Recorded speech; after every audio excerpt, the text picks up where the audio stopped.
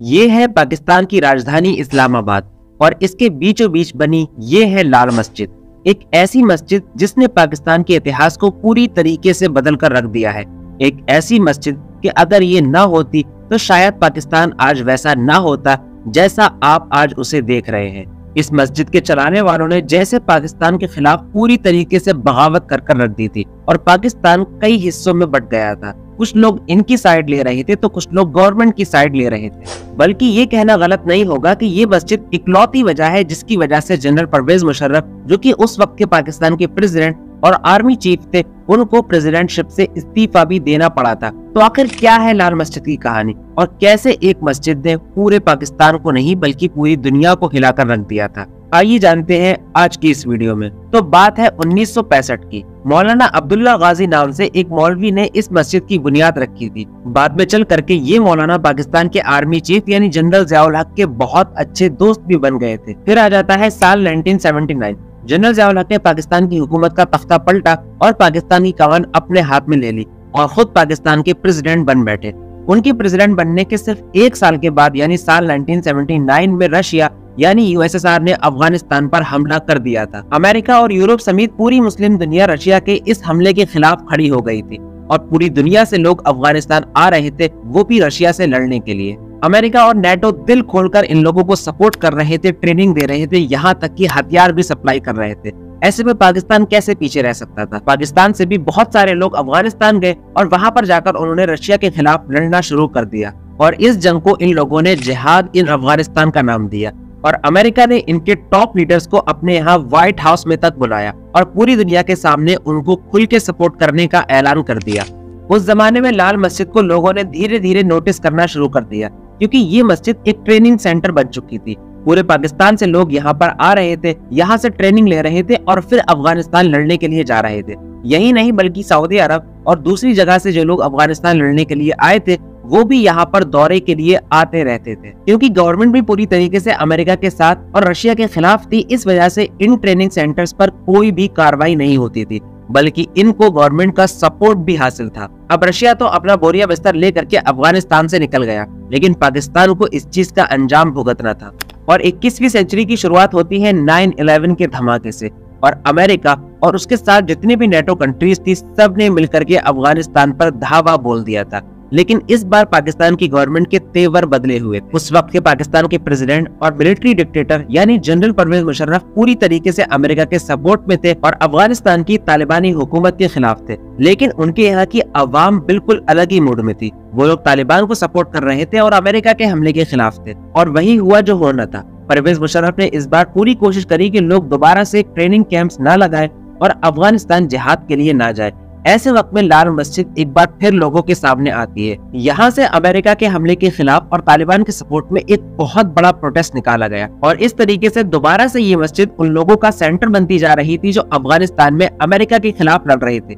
इसी से फायदा उठा करके लाल मस्जिद ने कुछ सरकारी जमीन पर भी कब्जा कर लिया और यहाँ पर लड़कियों का एक मदरसा जिसको जामिया हफ्सा का नाम दिया वो सरकारी जमीन पर कब्जा करके बना लिया। और उसके बाद लाल मस्जिद के लोगों ने एक तरीके से अपनी ही सरकार चलानी शुरू कर दी थी। ये लोग पूरी तरीके से अपनी मनमानी करते थे। इनके मदरसों में पढ़ने वाले लड़के और लड़कियां किसी भी टीवी और डीवीडी की दुकान में घुस जाती थी और उसमें तोड़फोड़ करती थी क्योंकि ये लोग टीवी को हराम समझते थे। यही नहीं बल्कि इनकी लड़कियां कई सारे मसाज पार्लर्स और ब्यूटी पार्लर्स में जाकर धावा बोल दिया करती थी और वहाँ के लोगों को न कि सिर्फ मारती थी बल्कि उनको अगवा भी कर लिया करती थी। और इसी सिलसिले में इन लोगों ने एक बार एक मसाज पार्लर पर रेड मारी और वहां से 7 लोगों को पकड़ लिया और ये 7 लोग असल में चीनी थे। चीनी गवर्नमेंट ने सीधे पाकिस्तानी गवर्नमेंट से बात की और आखिरकार कई दिन के बाद इन लोगों को छोड़ दिया गया और यही इंसिडेंट इन लोगों की ताबूत में आखिरी कील बना और जनरल परवेज मुशर्रफ को इन लोगों के खिलाफ कार्रवाई करने का एक भरपूर मौका मिल गया था। और फिर आ जाता है 2 जुलाई 2007 का दिन। पाकिस्तानी खुफिया एजेंसीज को इस बात की खबर लगी कि अफगानिस्तान से कई लोग लाल मस्जिद में मेहमान बनकर आए हुए हैं। ये वही लोग थे जिनको अमेरिका और पाकिस्तानी गवर्नमेंट ने टेररिस्ट डिक्लेयर कर रखा था। और पुलिस जब इन लोगों को पकड़ने के लिए गई तो इन लोगों ने 4 पुलिस वालों को ही पकड़कर अगवा कर लिया और उसके बाद पुलिस को रेंजर्स की मदद लेनी पड़ी।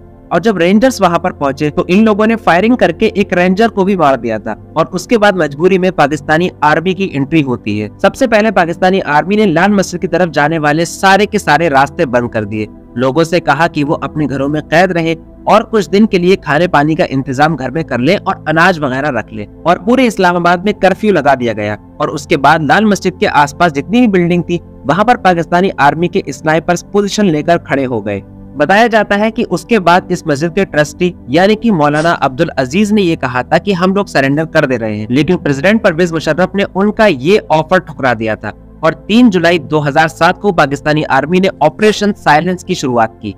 इस ऑपरेशन का मतलब लाल मस्जिद में जितने भी लोग छुपे हुए थे जिनको अमेरिका और पाकिस्तान ने टेररिस्ट डिक्लेयर किया था उन सबको जिंदा पकड़ना या मारना था। और उसके बाद फायरिंग का सिलसिला शुरू हो जाता है। बहुत देर तक फायरिंग होती है, यहाँ तक कि लाल मस्जिद के अंदर से एक रॉकेट भी लॉन्च कर दिया जाता है। और यहाँ पर आकर के पाक आर्मी को ये बात समझ आ चुकी थी कि उनके सामने वाले लोग पूरी तैयारी के साथ आए हैं, इसलिए इस ऑपरेशन को और ज्यादा तेज कर दिया गया। 7 दिन तक दोनों तरफ से गोलियां चलती रही, लाशें गिरती रही और रॉकेट लॉन्च होते रहे। यहाँ तक कि पाकिस्तानी आर्मी के भी 19 फौजी मारे गए थे। आखिरकार 11 जुलाई 2007 की सुबह में पाकिस्तानी आर्मी ने ये बात क्लियर की कि अब लाल मस्जिद के अंदर बचा हुआ कोई भी मिलिटेंट जिंदा नहीं है। और जब ये लोग लाल मस्जिद के अंदर घुसे तब तक वहाँ पर 200 लाशें गिर चुकी थी।